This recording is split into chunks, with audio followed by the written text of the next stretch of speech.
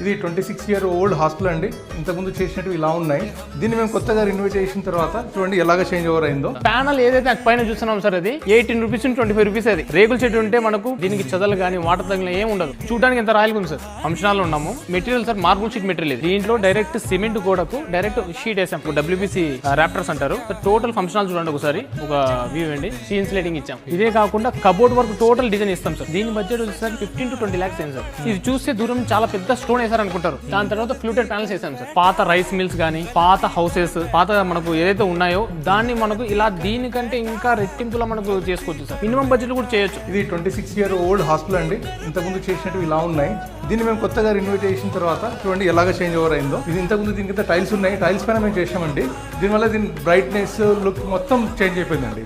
ఇంత గ్లాజినెస్ అంతా మంచిగా వచ్చేసింది. ఇది MD ఆఫీస్ అండి. దీనిలో ఫాల్ సీలింగ్ ఫ్లూటెడ్ ప్యానల్తో చేసామండి. ఇది కూడా ప్రీమియం ప్యానల్.